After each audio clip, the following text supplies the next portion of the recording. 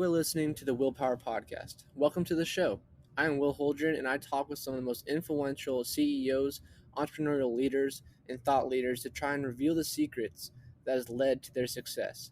I believe that with the right knowledge and mindset, you can do anything you set your mind to. So if you want to learn how to change your life for the better, if you want to learn how millionaires actually became wealthy, or if you want to develop and start your own business from the ground up with the right knowledge to help you, then you are in the right place because this is the Willpower Podcast. Nowhere that we go is a one-way street. Nothing that we love is a one-day key. And if we gon' do it, we gon' do this now. And if we say we gon' hold this down. Nowhere that we... How's it going, everyone? My name is Will Holdren. I am the host of the Willpower Podcast. Today, our special guest is Brian Mayer. And Brian actually runs the Mayer Group, which is an eXp Realty group based out of Maryland. And he's also an eXp Realtor. So it's an absolute honor to have him on here today. So Brian, thank you so much for joining me. Thanks, Will. Glad to be here. Of course, man, my pleasure. Love talking with realtors and kind of figure out why they chose this industry in the first place and kind of how they got to where they are today. Sure. So my first question for you that I ask all my guests is, what was your childhood like and how has that helped turn you into a successful realtor today?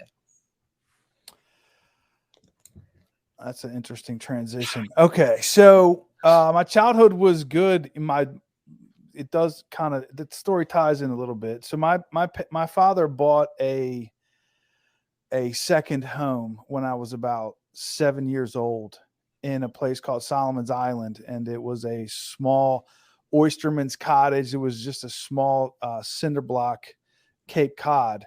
And it turns out that, that was a very, wise decision. And at one point it was close to $1 million when it was sold. Wow. And I think from that search, and then he bought another piece of property at one point. He wasn't by any means a real estate investor, but I think going through that process did get me, tuned into the idea of real estate a little bit. But if you asked me when I was 17 years old or graduating high school what it is that I wanted to be when I grew up, I would have said selling $1 million houses in Florida as a real estate agent. And wow, I've sold $1 million houses in Maryland. I haven't made it to Florida yet, but it's been on my radar my whole life. Wow, that is awesome. And it's so cool to kind of see you follow through with that. And like here you are today looking back on it, and now you've accomplished everything you wanted to. So I'm assuming, did you end up going to college? You jump right into real estate right out of high school? No, I went to a trade school for computers and I worked in IT for 12 years before I started in the mortgage business in 2009. I started November of 2009, which according to some was the worst month in the worst year in the history of real estate in our lifetime. Right. And it was a struggle to get off the ground. So I'll just kind of fast forward. My wife ended up getting licensed in January 1st, 2014. And she immediately started to sell one house a month. And I knew that it was possible. And I turned in my license and became licensed 6 months later. So in June of 2014, I got licensed. Gotcha. Very cool. So your wife kind of inspired you into the industry. Yeah. I love it. Yeah. Love it. So one of the things you mentioned is that you still went to college to get a trade degree, and you still went like 12 years in IT. Even though you mentioned like at 17, you said you want to be a realtor like that young of an age. You knew like that was your path. So why did you decide to still go to the trade school and still do IT for 12 years instead of jumping into real estate right away? Because I had a wild young adult life until I was 19, kind of went off the rails. And it didn't seem feasible. Nobody I knew was a real estate agent at 19 years old. I didn't know anybody who was in the industry. This was in 1998. It was before the internet had really taken over real estate. And I bought my first house in 2001. I was 22 years old. And that experience was looking back when it was terrible. I wasn't given good advice, and I really loved my real estate agent. And I also loved my lender. And at the time, I was like asking all these questions. I wanted to get into the business, but nobody encouraged me to do so. Not to mention, I was the sole provider for my household up until my wife became licensed as a realtor. She never worked, so it just didn't seem like feasible to just jump out of a career. I had a house payment and then eventually a child, and it just didn't seem a rational thing to do. And when I did jump in the mortgage business in 2009, I actually quit my job making over $100K. I had all the benefits, 42 days of paid vacation. And I just turned in my notice because I wanted to be in the mortgage business that bad. It was a stupid thing to do, but I did it, I love it. I love it. And then, like you said, back in 2014, you actually got your license. You made that jump officially. So when you made that jump, was it kind of scary? Like you said, now you left that corporate job, you left the 9 to 5, you left all that money on the table, and now it's more entrepreneurship. 100%.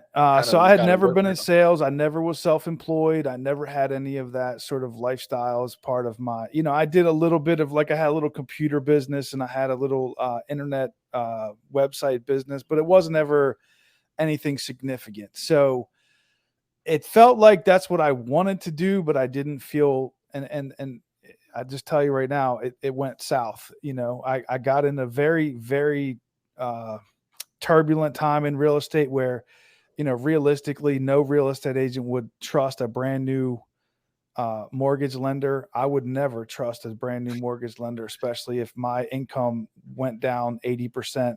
So I didn't get good advice. I didn't hit the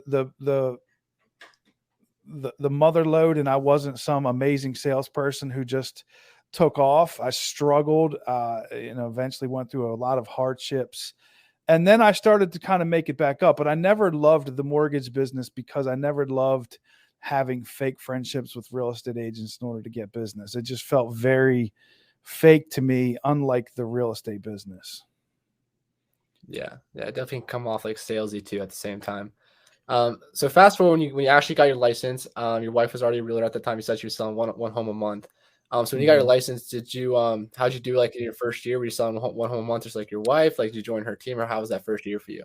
We sort of teamed up. She was like the marketer, and then I became the closer. So she became the door opener, and then I became the door closer, and we actually crushed it. Like, our first year together, we did 3.9 million, then 7 million, and then 12 million, I believe, the third year. Yeah. Wow. No, that's pretty good. And what brokerage were you with then? Because I know you said switch to EXP later. So what brokerage were you with when you started that? It was called Remax One. So I was with Remax from 2014 to 2019. Okay. Sounds good. And so what were you guys doing to generate so much business, like you said early on, like in the stages, even like new real estate agents, hard to get that business coming in consistently or even getting those leads. So what were you guys doing during that time period to kind of generate those leads as newer agents? So it was all then and to this day, 80 to 90% organic Facebook, personal Facebook page, interacting with individuals that we know, that we have, in many cases, only a Facebook relationship with, using our personal Facebook pages. And last year we closed 20 million. I had a few team members that contributed a little bit to that. I don't anymore, but it's, again, 80 to 90%, depending on the year, is all Facebook referrals.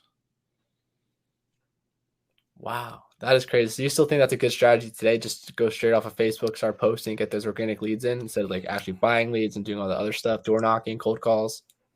So I actually, to hop on this call, I put down my my cold calling software, it's a struggle.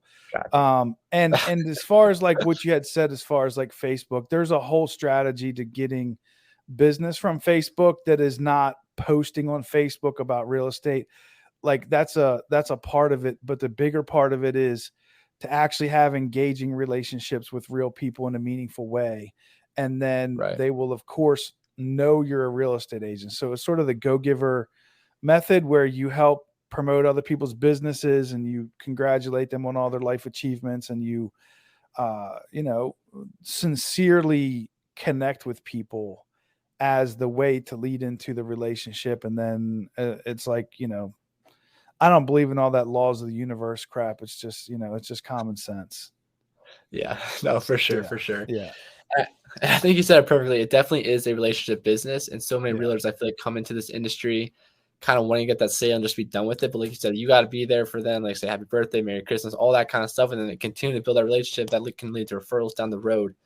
So from like your own experience, like how do you kind of cultivate a relationship the right kind of way? Do you have any software that you use to help you remind, like send out happy birthdays, Merry Christmas, that kind of stuff? Or what do you do to kind of keep in touch with people?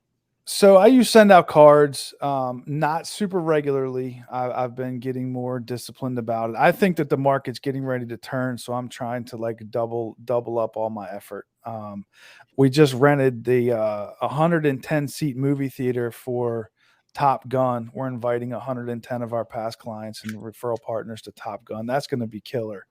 Wow. And then during that event here in Maryland, everybody loves Old Bay. So there's this Old Bay hot sauce, which is legitimately good, by the way.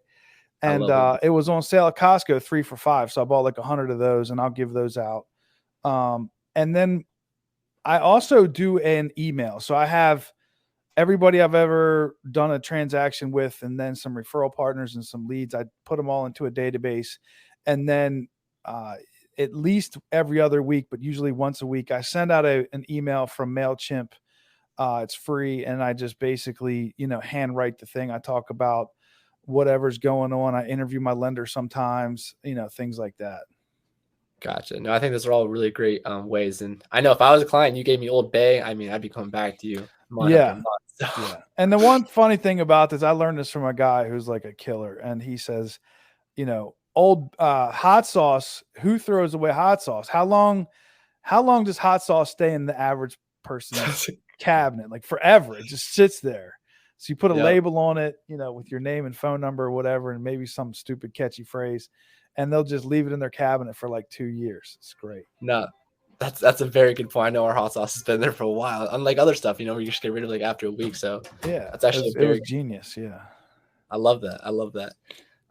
So kind of like fast forward, actually another point on your follow-up system. Do you use KV Core for anything of that nature? So I have KV Core, and I'll admit that I am not somebody who has previously been extremely disciplined about maintaining a database. My main database is I just cold called a guy who's got a rental, and he says, whatever. And I said, hey, you mind if I keep in touch with you? I'll send you my contact information. I got his email address. And I'm dropping it in my email, my weekly email. There's a guy, Ricky Caruth, that he built his entire database just asking for people's email addresses. He sends out a weekly email. He closes $1 million worth of commissions a year. It's over 100 transactions. I'm starting to follow that process. I like to kind of keep it simple sort of thing. And at the same time, I use my Google Calendar to follow up. If I do talk to somebody who says, I called a guy back this morning, I put it in my calendar. And as you know, from my missed call the other day, I don't always check my calendar all day. So, it's a struggle. But I know I don't use KV Core at the moment. I think that I might transition between the dialer that I'm using. I'm using RedX at the moment. Okay. And they have a little database thing. So as I sort of catch people that may or may not want further follow-up, I'll probably integrate it with KV Core more, or I might just stick with my calendar. Gotcha. No, it makes sense. Like you said, simplicity is always the best answer. And I love you said about the whole just creating an email list. And I know some of my mentors have told me, like, look, all you can do is just get some investors, create a huge email list, have like a deal of the day or deal of the week, something like that, just from your MLS. And, sales can just start coming in that way. So that's just one simple way. It doesn't cost a lot of money either. So very cost effective. It obviously works. Yeah, it's free. And one of the things that I do with it is I record a YouTube video most of the time, and I include the YouTube video in the email that goes out. I stay away from all this replace the batteries in your smoke detector and spring forward and all this like nonsense. Here's the recipe of the month. Like, I feel like that's just 1999 real estate agent sort of thing. And I try to provide legit content that's helpful and informative. And, I try to be the expert. My wife, again, it's like we have a very perfect yin and yang. She's like the warm and fuzzy, and I'm the closer. So it works. She's sort of, like I said, she opens the door, and then I can explain, the other thing that I'll just say real quick that is probably the secret to our success is I learned a listing methodology about my second year in the business paid a lot of money to the National Association of Expert Advisors, the Kinder Reese coaching. And I learned how to take control of the listing process. And that has allowed me to sort of have very few negative interactions with clients and very few negative experiences and very few houses that didn't sell, so the national average just a few years back was like 45+% of, I'll call it, attempts. Like you put the house on the market and you took it off. You might have sold it later, but that is a failed attempt. Like 45% of the time it was a failed attempt. That number is a lot lower today, but there still are significantly, a number of houses that don't sell. And the process that I learned allows me to navigate the whole sell your house. And I think that as the market starts to turn and it becomes harder to sell your house, that information becomes more valuable. And I think that's one of the reasons why our reputation has stayed high and why, I feel like even if you're a great marketer and you're not great at selling houses, eventually people will kind of catch on to it. Yeah, no, that's definitely a great point. I think we've definitely been spoiled the last couple of years as well with this market. Just like you don't have to be an excellent salesperson, but you could pretty much sell any house in the past market. Yeah, so. Exactly. I mean, I make all these jokes at all these like newer real estate agents who couldn't sell anything. Like they're bragging about how fast they sold a house, and I was like, okay, we'll just wait until it goes back to like 2015 to 16 when. I was working with people that were having, they were crying at the kitchen table about their hardships and the other thing that I'll say about that is, not everybody's always making money and moving up in the world. There's people that are going through real hardships. 100%. And if you don't have the skills to be able to help them out of that situation, you're doing a disservice. I don't want to get too far off track, but I think that there's different sort of like, ways to consider this job that we're in. And one of those ways is that your job is to provide a professional service. And I do think that's something that is lacking in our industry. Yeah, no, 100%. I think you're so right too, because if someone's selling their house, they would definitely want the most bang for their buck. So that's your job as an agent, make sure you can bring in the highest profit for them. Yes, and that's not always a straightforward technique. Like there's a lot to, we don't have time to get into all of it, but there's a lot that goes into all that. And I feel like that if you want to ask somebody to pay you, $10,000 or $20,000 to help them do that, you should be an expert at your job. And I feel like, again, not to get too far off track, but I feel like our industry doesn't really provide a mechanism to make sure that the people that are showing up to do this job have that skill set all the time. 100%. And just from my experience, it's definitely probably one of the easiest industries to get into. Like it's not hard to get a real estate license. You know what I mean? But there's I'll tell you a little joke about that. So one of the ways I got into real estate this is just a quick side story. I helped this guy. It was my last mortgage deal. Okay. My wife had just gotten licensed and I was doing the mortgage and she was doing the real estate. And this guy wanted to buy a house that was about 4 houses down from where we were living. And he was like a friend of the family's employee, like the new guy that took over this business. And he wanted to buy the house in the corner. So she got in the car. We went down the hill. We went up the hill. And the door was open and the guy had already walked through the whole house. He showed up 20 minutes early. She got there. Well, what do you want to do? He says, well, I definitely want to buy it. I'm going to pay full price. Okay, I've already seen the house. She gets back in the car, down the hill, up the hill, back into our house. So I took this guy's loan, and at this time he had student loan debt that was like messed up. If you understand mortgages and the way the student loans are recorded, it was all messed up. I had to like get him to contact these guys and redo it. Then I found out he didn't make enough money, so we contacted the employer. I got him a raise. And then his vehicle was kind of messy, so we ended up getting the employer to buy this car from him. And then I rearranged this guy's whole life. And then at the end of it, there was a secondary approval using this loan called USDA. Well, at this particular moment in time, the approvals went from 3 days to 21 days. And then the listing agent thought it was my fault this wasn't closing on time, so she created this ruse and pretended that the house was going to go to somebody else, and I had to basically move heaven and earth and get a congressional act passed to close this loan on time. I restructured his student loans, got his credit score up, got him 2 raises at work, and got his car paid off. And then we get there, and this guy's like, "Hey, Brian," like, yeah. And then it was like taking pictures with my wife. Thank you so much. You did such a great job. We love you. And I'm like, are you serious?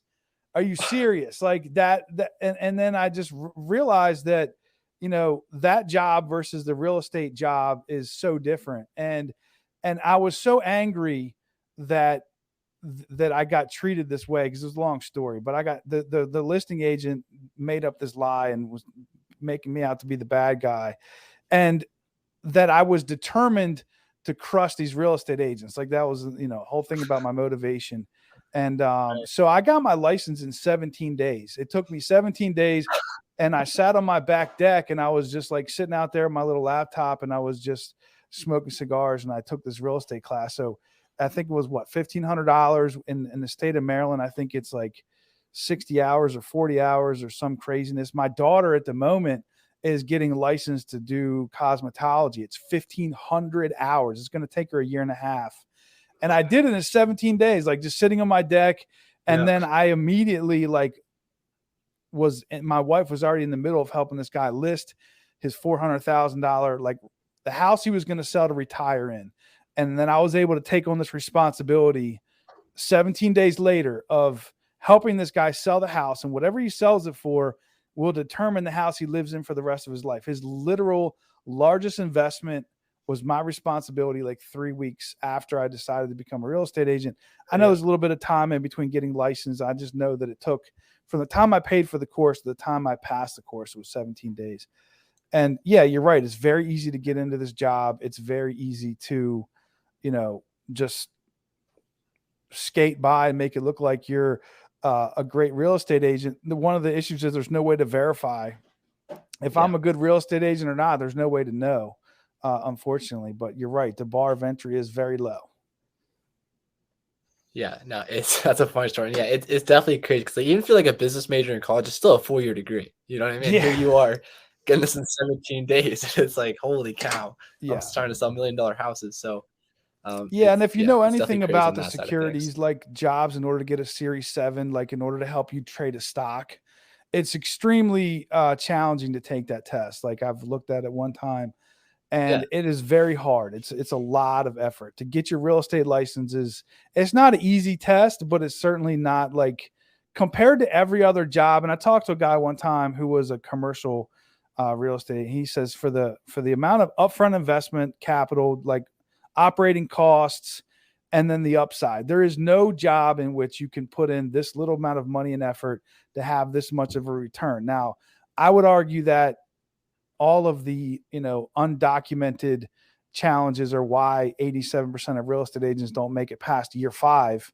And I think it's made out to be easier than it is, because everybody's got a financial interest in telling you, oh, you just follow this system and you'll get 5 leads and close 2 deals a month. None of that stuff is absolutely true, but you're right. There's no other job in which you could theoretically just take about $2,000 and 3 weeks later make, average of $10,000 per transaction. Yeah, no, and 100%. And if you take it seriously, like you said, it has huge payoffs. But if you don't, then it's just gonna be a huge, like a lot of losses, and a lot of money's gonna be coming out of your bank account, nothing to come back in. So yeah, that's for sure. And so for Mawad, another thing you mentioned was that the market's starting to turn, and I've definitely noticed that as well. And do you think it's just because the Fed is raising interest rates, or do you think there's other factors as well as going into that? And like, what do you think the market's going to turn into next couple of years? So you kind of have to understand the whole history of how we got here. Like 2007, there was a crash. And then during that crash, the builders went out of business for the most part. And then millennials, who normally sort of like, as people pass away, new people come into the market, like there's this whole sort of like trade-off that's taking place. And then there's new construction to sort of supplement for the growing population, people having kids and whatnot. And then they did not get into the market. They had student loan debt. And then the average age of people getting married and buying a home has continued to go later and later. So now we're like 34, 5 years old before someone buys their first home. And millennials like widen that gap all at once. Like for some reason right there in 2015, 16, 17, they just wouldn't buy a house. And we were in this like stagnant situation where the economy would continue to go up. The stock market went up, but the housing market was like stuck.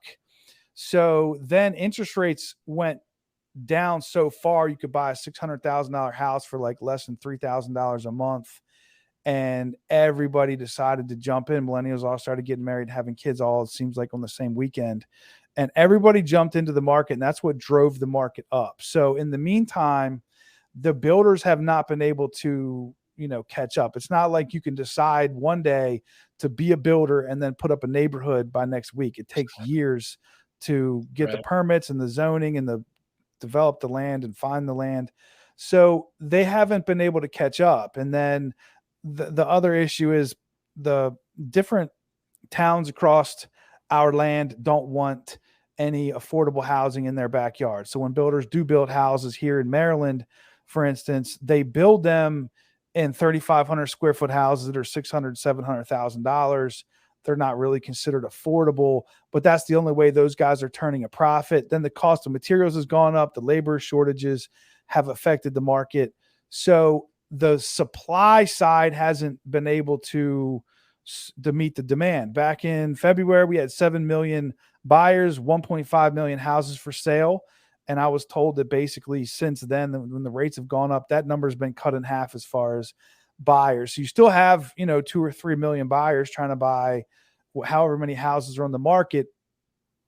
There's always going to be a need for that. But I think as the rates go up, what you have is a situation where most people, I think 3 out of 4 people are locked in under 4%. So now as you get up to 5.5% and maybe you're at 3.25%, and now you want to sell your house and buy another one. Not only has house prices even gone up this year, I think they've gone up probably close to 10%. Last year was like, 16 to 20%. Year before was 10%. So since you bought your house prices have gone up significantly, and the cost of a house per what your income is also started to kind of like go up. So now it's, historically considered expensive to buy a house.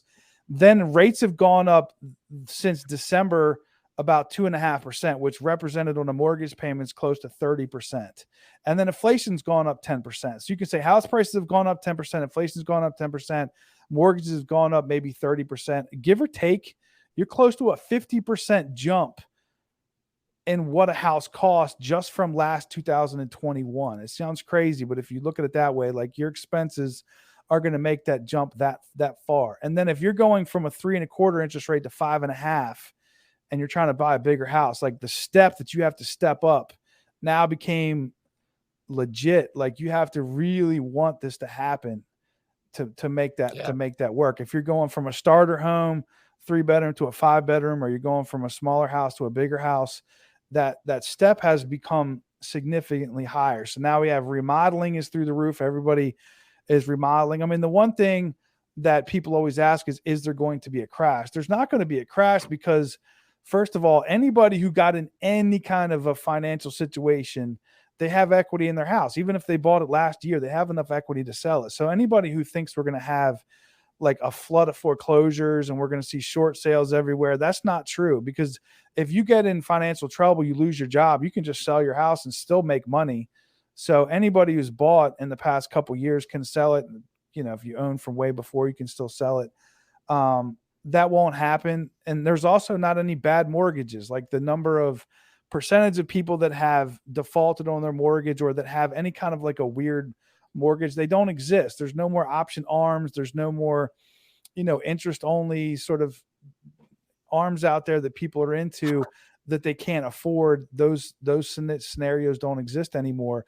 They've tightened up the mortgage laws. So for the most part, people are going to have to think a lot harder about moving than they did before. I mean, there's all kinds of statistics about that. One of the issues is, I read a New York Times article about this the other day. Like back in the 80s, like people moved, I think like 5 times more than they do today. They would just move across town, maybe just buy a bigger house. You want a house with a bigger backyard. It was like an easier transition. And now with the fees involved and then, whatever it is, people don't find it as desirable to move as much. I don't know what the big difference is, but now that the interest rates have gone up, house prices have gone up, the supply has not gone up. Back in the day, it's like, when I say back in the day, like 2017, buyers could spend 2 or 3 weeks looking at 10 houses, and they could pick and narrow it down, and they could negotiate and get their seller to pay the closing costs. None of that exists anymore. So buying a house has become a brutal experience. Like I used to say that as a real estate agent, your value was way higher as a listing agent than you were as a buyer's agent. Most of the time you're just a tour guide. You're just there to sort of, help them sort out in their mind whether or not they should buy this house, and then help them fill out a contract. But on the listing side, it was a lot more. And then it became the other way around, whereas like as a buyer's agent, you had to know how to navigate past 5 other people so that they could get this house. Like, how do you do that? There was a strategy. I have a lot of strategies on how to do it, but I feel like that's where real value is. Like I had a house I sold last year, and the buyer said they had written 17 contracts. Now in different parts of the country, that's normal. And here in Southern Maryland, that's not normal. Like, it was like maybe 3 or 4 to not get a house. Maybe you're not mentally ready. Maybe your real estate agent wasn't aggressive, or you weren't tuned in, or whatever it was. But to write 17, like that's brutal, So I think that side of the business is going to change. I think it's going to become easier to buy a house because you're going to have a little more time to decide. Like I just sold a house last weekend, and the people, like, we countered offered and they waited 3 days to respond, which is weird. That didn't used to be the case.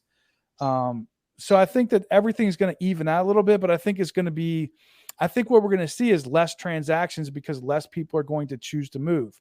Now, there's always going to be military people relocating, job relocation, people getting divorced and passing away. Those people have to sell their house. But outside of that, it's like, during the pandemic, everyone was like, hey, I don't have to work close to my job. I don't feel like living in this cruddy house anymore. And I'm stuck in here all day. Let me go get one out in the country or something. And it was like people were choosing to move because they could. Everybody's got all this equity, can pay off debt, buy a house. Interest rates are 3. Who doesn't want to do that? But now it's like, you're not going to do that unless you have to. Yeah. No, that is 100% a very great answer. I love you said about how things are going to balance out more. And I'm a very new real estate agent as well, but I did put an offer in one house, and it's like there's already 8 offers in 2 days, like into the listing. So I think, like you said, I think that's going to change. I think we're going to have more time to have, offers in there. So if you want to take it offline, I'll tell you what my advice is on how to handle that. Yeah. Let's hear it. We got some time. All right. So here's my advice on how to handle a situation like that. So first of all, I would never send in an offer. I'd never, ever send in an offer when I'm helping a buyer until 5 minutes before the offer deadline.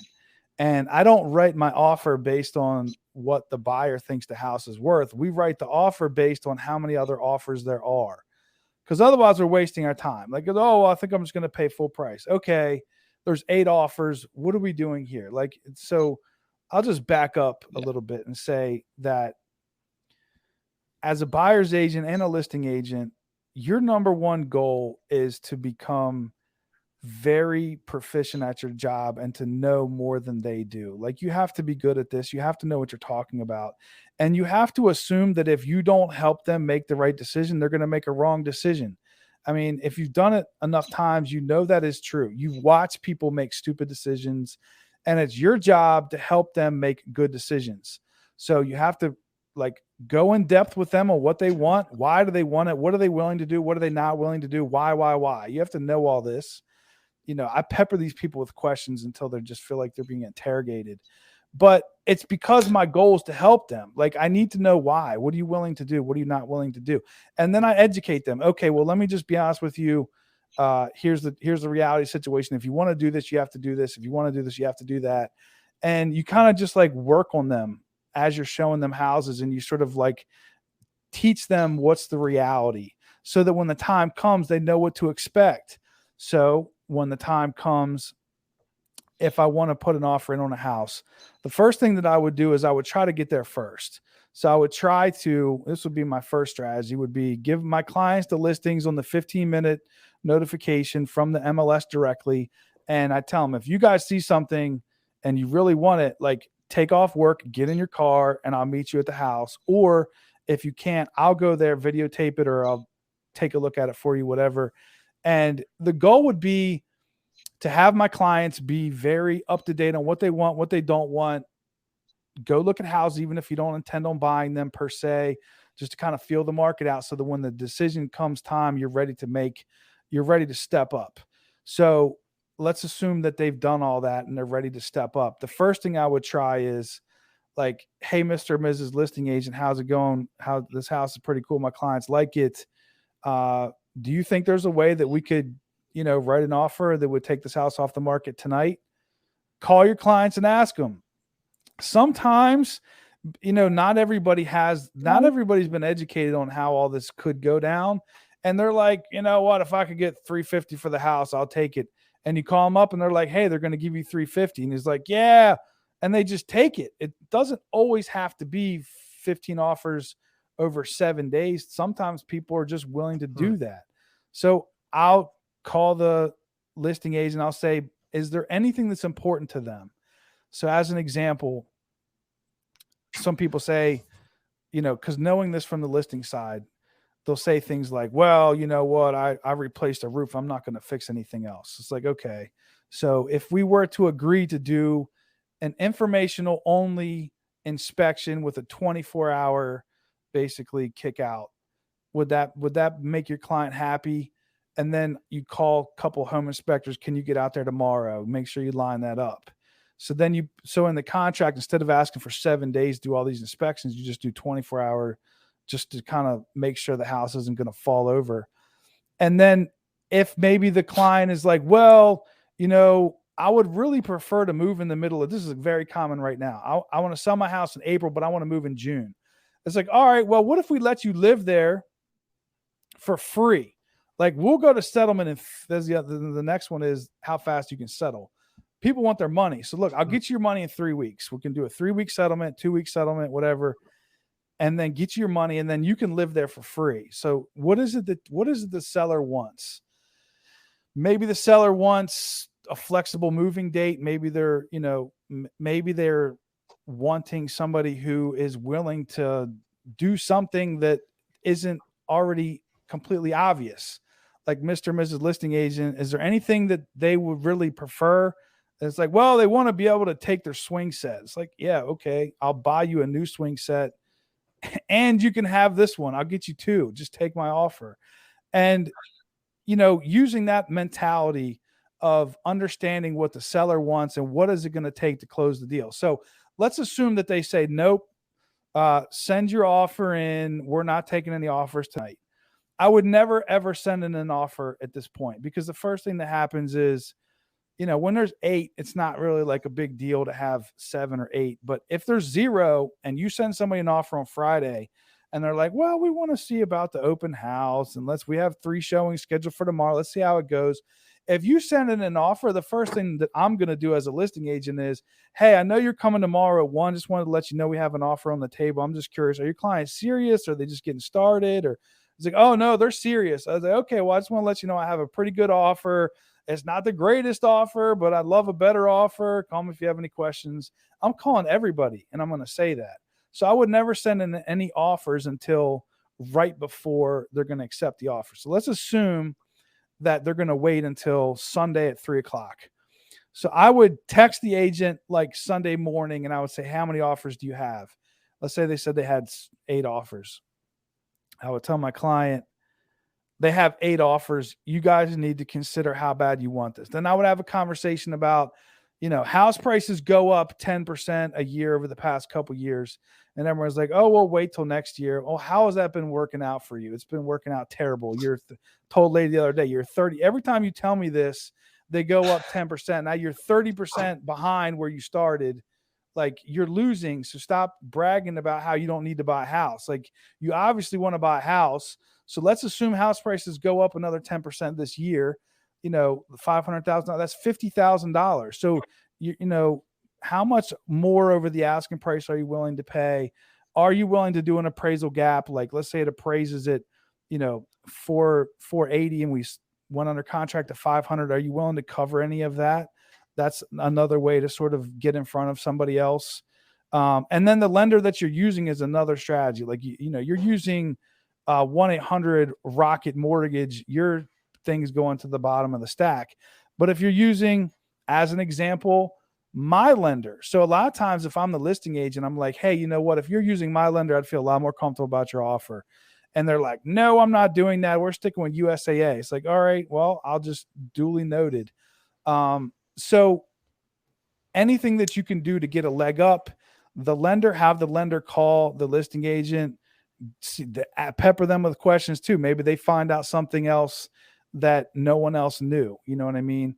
And then once we get closer to 3:00, call the listing agent up. Where are we at? We're at 8 offers. Okay, call your clients. They're at 8 offers. Here's what we're going to need to do. And then I say, hey, this is worth the cost of admission. So I say, hey, listen, Mr. and Mrs. Listing Agent, there's 2 houses that they want. They already missed out on a couple. And they want to get your house, but they feel like that they're going to be maybe wasting their time. Do you think if they offered $530 with a 3-day thing and using this lender, So here's what happens many times. They're like, yeah, well, you know what? I think if you'd be willing to raise your appraisal gap from 10,000 to 20,000, that'd probably be good. It's like, okay, 20,000, boom. That's how you win. They just told you how to win. They didn't tell you have to offer this, you have to offer. But if you ask enough questions and you build enough rapport with the agent, you also like, listen, I look my numbers up. I sell houses. Like I'm on the ball. I just beat out, like it was 6 offers and we were second from the bottom as far as the list, the net to the seller. The listing agent knew the house wasn't going to appraise for $1 million. Like, so it was like, at that point, we want to take the one most likely to close. They knew me. They knew the lender. They knew how serious I was. I offered what I said, you tell me what to fill in. You just tell me, what do you want on a settlement date? What do you want on this? What do you want on that? Whatever you want. And the agent felt more comfortable with all of that. And we were able to get ahead of 6 offers doing that. So use a lot of intel, build relationships with the listing agent. Hey, what do you think about this offer? What do you think about that offer? Do you think this is a good offer? Do you think this is a winning offer? You kind of joke. Am I winning? You say stuff like that. And eventually sometimes they'll kind of slip up and tell you things they shouldn't. Right. Dude, that is a $1 million answer, and it's pretty much everything that I did wrong during that first one. So I'm so glad you got to work the listing agent hard. You have to make friends with them. You got to pepper them with questions, and it's a great listing. You just have to go full intel and full attack mode, and yeah. It's chess, not checkers. So you just gotta be smart about it. Yeah, I love it. So yeah, I wish we had more time, but apparently we gotta hop off. So before we have to leave, is there anything else that you'd like to say? And if people want to reach out to you, how can they find you?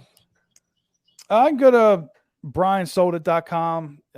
That's my website for people that want to sell their house. And as far as what I want to say, I feel like that if I had to say anything to any real estate agents watching this video, it would be that we're going to come into a time shortly where people may end up in a less desirable situation. And I think we have an obligation to do a good job and be able to help these people. And I think that, putting a lot of effort into learning how to become a strong listing agent, somebody who has answers to questions. And I touched on this earlier, but when I was explaining about the way people think, you use this idea of control, taking control of the situation, making sure you educate your client so that they make good decisions so that you can help them. Because, anybody who's been in this business a while knows of quite a few horror stories of people that have been, chewed up and spit out because they had a bad real estate agent or a bad lender. And, these decisions that these people make have lifelong implications. And I think people sometimes are a little too casual about how they see this business as money making. It's a side hustle. And I feel like that's disrespectful, and that you need to really respect other people's money. And if you're not really committed on that level, then, you should find a different job. Yeah, that is such a good point as well. So, all right, guys, there you have it. Brian Mayer, thank you so much for joining me today. Thanks for having me, Will. No way